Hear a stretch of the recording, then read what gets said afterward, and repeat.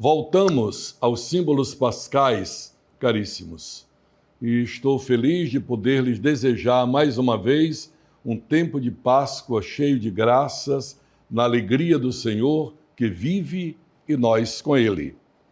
Hoje nós vamos tratar de um dos símbolos pascais de maior relevo, ao lado do círio pascal, o cordeiro pascal.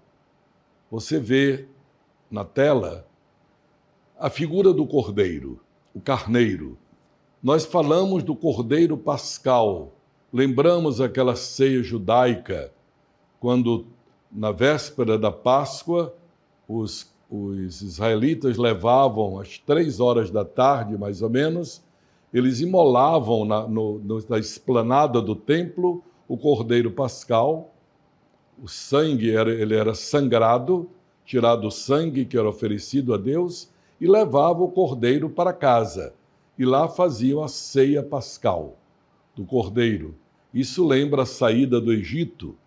E o sangue do cordeiro foi passado nas portas das casas dos israelitas, e o anjo exterminador popou a casa onde estava marcada com o sangue do cordeiro.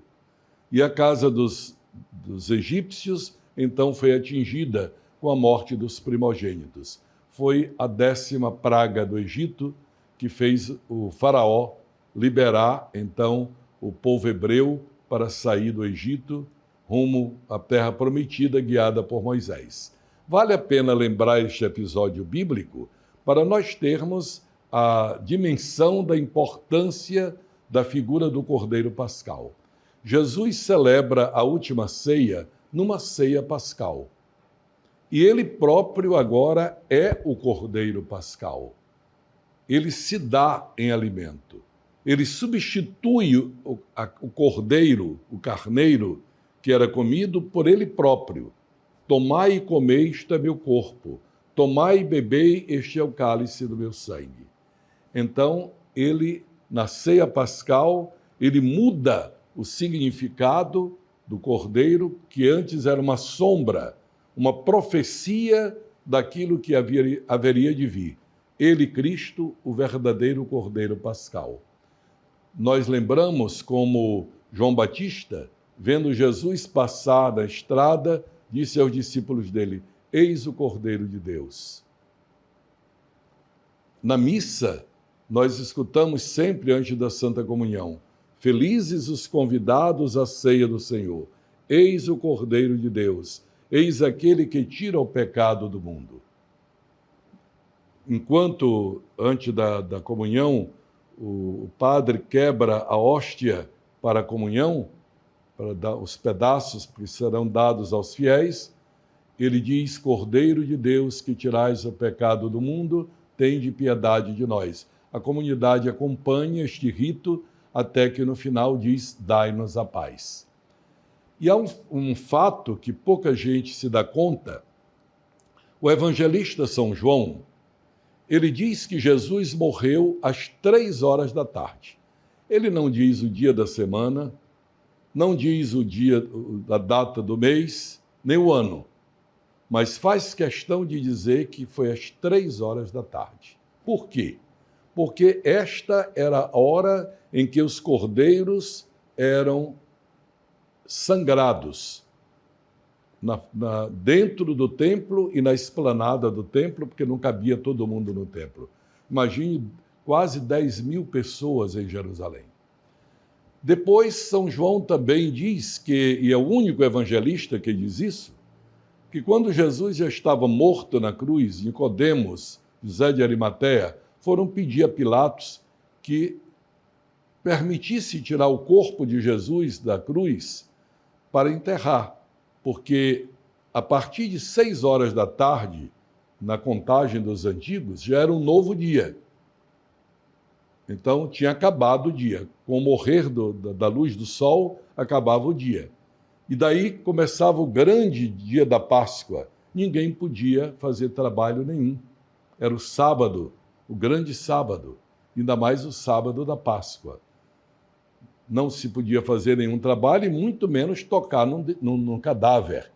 de modo que eles tiveram que fazer tudo às pressas, correr para obter a licença de Pilatos, para poder lavar o corpo de Jesus, os judeus não enterram com sangue, e embrulhar naquele lençol, que segundo a tradição, o lençol de Turim, o Santo Sudário, seria este lençol com que Jesus foi embrulhado, e enterrar antes das 6 horas. Então, quando foram executar a ordem de Pilatos, os soldados fizeram o teste. Será que ele já está morto mesmo? Morreu tão rápido? Que às vezes os crucificados levavam 1, 2, 3 dias na cruz. Jesus estava esgotado pelos açoites e carregou a cruz durante o trajeto que os outros não faziam, só ele fez, então morreu mais rápido. E eles foram fazer um teste. Sabe qual foi o teste? Quebrar as pernas. Como nós dizemos no popular, quebrar as canelas. Porque assim o crucificado não podia mais se erguer para tomar fôlego e morria.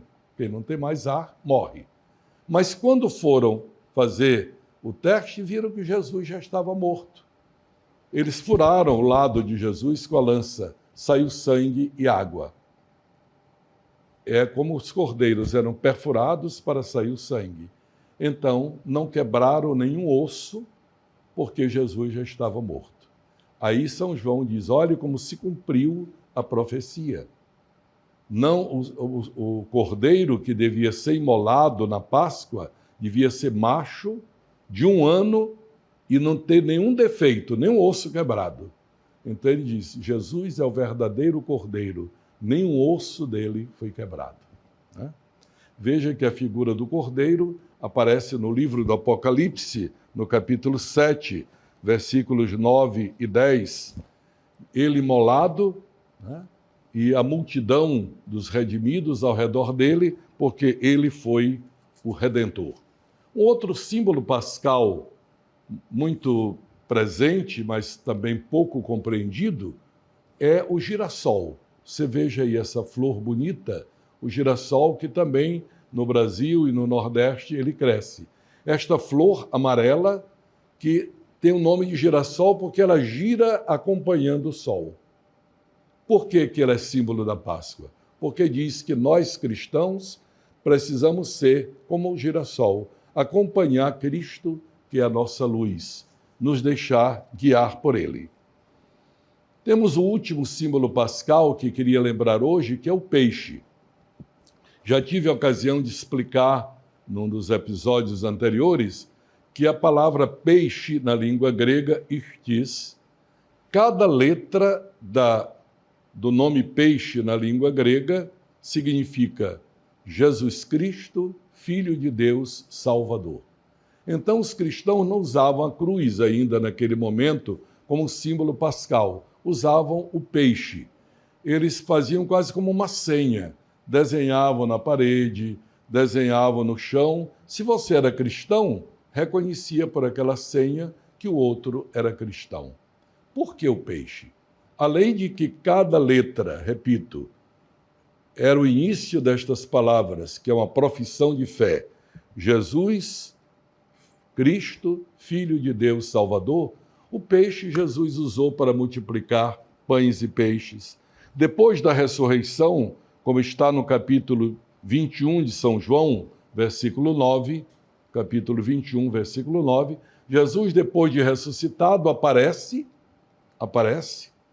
sobre as águas, vem ao encontro deles, e eles espantados, Jesus diz, vocês têm alguma coisa para comer? Eu não sou fantasma. E então veio uma fogueira com peixes assados, e Jesus come peixe assado e pão. E ainda nós temos como que uma espécie de prova que Jesus dá, quando ele aparece aos discípulos no cenáculo, os discípulos de Emaús, que o reconheceram ao partir do pão, voltam a Jerusalém, encontram os discípulos reunidos e dizem, nós vimos o Senhor. E eles disseram, ele esteve aqui também. E naquela hora Jesus se manifesta uma outra vez, eles espantados, Jesus diz, Não tenham medo, eu não sou um fantasma. Vocês têm alguma coisa para comer?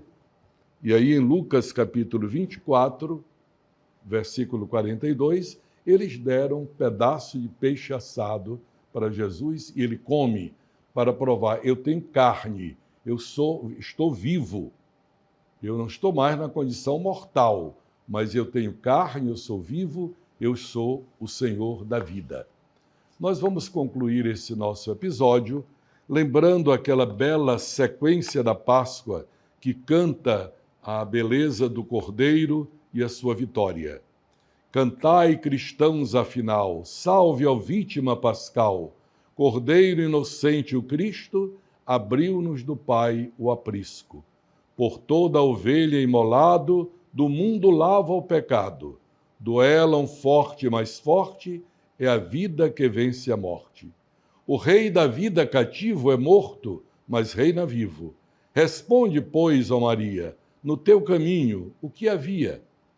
Vi Cristo ressuscitado, o túmulo abandonado, os anjos da cor do sol, dobrado ao chão o lençol.